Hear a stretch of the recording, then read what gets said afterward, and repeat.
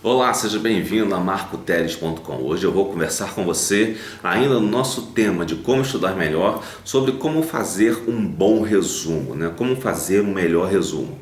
Então, para fazer um bom resumo, você precisa de algumas coisas. Primeiro, você tem que ter o texto que você vai estudar, né? Depois eu vou entrar em detalhes sobre isso, sobre um resumo de um texto mais longo. Hoje eu vou falar só sobre o resumo de um parágrafo. Se você souber fazer o resumo de um parágrafo, você vai saber fazer quase tudo do que eu vou te ensinar aqui. Você tem que aprender a fazer resumo de um parágrafo.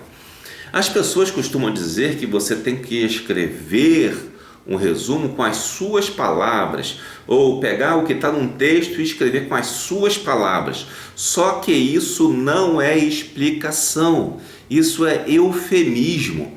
Escrever com as suas palavras não quer dizer nada. Até você fica, mas como que eu vou escrever com as minhas palavras? Porque as pessoas parecem que querem esconder isso de você, como se escreve com suas palavras. Então eu vou te explicar como escrever com suas palavras. Eu vou usar como um texto exemplo esse livro aqui, Novo Testamento Grego, sobre os manuscritos do Novo Testamento Grego. Vou pegar um pequeno parágrafo aqui da página 7 do prefácio ainda, não é do texto mais completo, né, mais complexo dentro do livro. Pegar um pequeno pedaço do prefácio e vou mostrar a você como resumir esse texto. Vou ler o texto para você agora e vou botar aí na tela para você ver.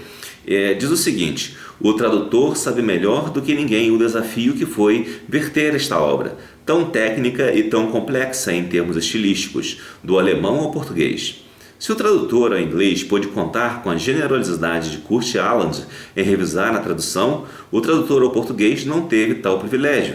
Assim, em determinados momentos, foi necessário recorrer ao texto em inglês, na certeza de que, por contar com o aval dos autores, representa uma interpretação autorizada de um original alemão nem sempre fácil de decifrar. Ora, se você observou, esse texto aqui se refere a um autor, né, original em alemão, que ele está traduzindo, sendo que, além disso, tem um texto em inglês. Só que esse texto que foi traduzido para o inglês contou com a ajuda do autor em alemão,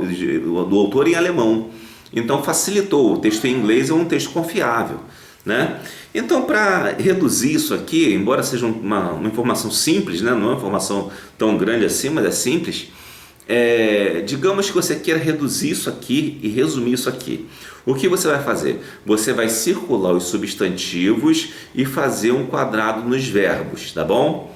Circula os substantivos e faz um quadrado nos verbos. Você mais ou menos circularia o tradutor, faria um quadrado em sabe, circularia desafio, faria um quadrado em verter esta obra e por aí vai até a frente, né?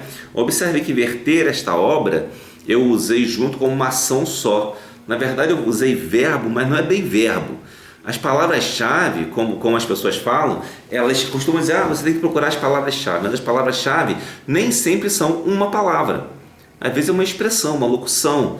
E até um verbo, ele não é uma palavra só. Se você for entender bem, o verbo é específico, né? Você vai especificar o verbo. Por exemplo, verter esta obra, é bem específica a ação, né? Embora ele tenha complementado para especificar a ação, ele especificou mais a ação.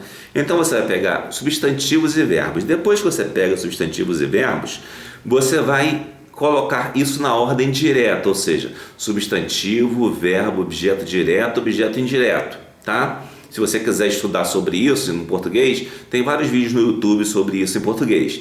Mas nunca coloque na ordem passiva, né? Coloca sempre na ordem direta. Você vai observar que esse texto aqui, ele está meio que na ordem passiva, porque ele diz no final que ele seguiu o texto em inglês, mas ele podia dizer no início, né? Poderia dizer no início, na voz mais direta. Então, quando você faz isso, você bota na voz direta, automaticamente você já deixa da voz ativa, né? Mas de forma direta, você já resume o texto, ele fica mais claro de entender. Até isso vai te ajudar quando for fazer citação. Tem gente que tem uma mania por citação, tem que citar de qualquer jeito e tal.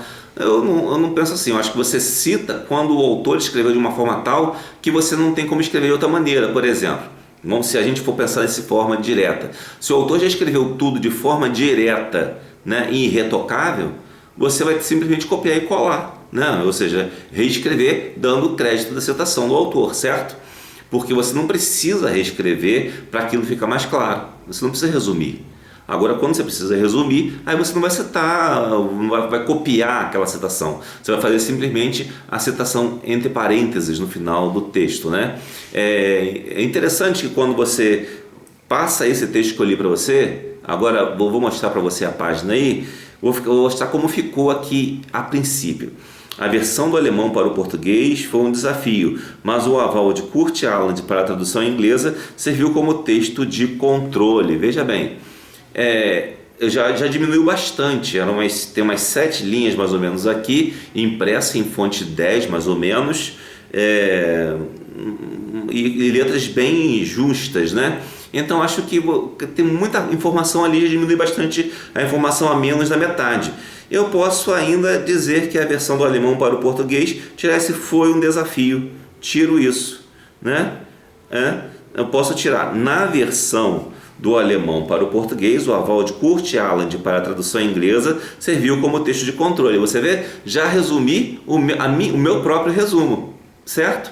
Então você tem que fazer isso, enxugar o máximo na ordem direta para que aquilo seja a sua afirmação. Aí sim você citou o autor, mas sem fazer plágio. Você pegou a ideia e não o texto do próprio cara, copiou e colou, como se diz. Quando eu falei em copiar e colar, é quando o autor não botou aquilo certinho, não tem o que tirar, você não tem como reduzir mais, então você copia e cola, mas bota no formato certo para citar, dizer aqui entre aspas, né, dizendo que aquilo é de outra pessoa, tá?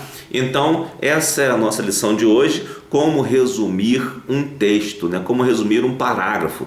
Eu dei um exemplo simples aqui, não elaborei muito e digo, repito aqui, você tem que usar sempre escrita manual, manuscrita. No primeiro vídeo dessa série eu falei sobre a importância de fazer a escrita manual e você também precisa fazer isso parágrafo por parágrafo, certo? Então, nesse texto você vai ver que eu fiz em um parágrafo só, e fiz um parágrafo até um tanto quanto desnecessário, digamos assim, para o estudo. Não tanto, mas um pouquinho desnecessário por ser simplesmente uma introdução, né? Um prefácio, mas já ajuda um pouquinho para você compreender o que o autor fez com a qualidade do trabalho desse autor, né? Então é isso aí, ficamos por hoje nessa dica e vamos continuar. Você vai descobrir que esse pequeno assunto, essa pequena forma de agir vai ajudar você a fazer sua monografia ou tese, ou seja o que for, em muito menos tempo. Por exemplo, a monografia de graduação, se você seguir essa regra e mais algumas que eu vou te dar, você consegue fazê-la em uma semana, sem dor de consciência e sem perturbação. Bom, que Deus abençoe, essa foi a nossa lição de hoje.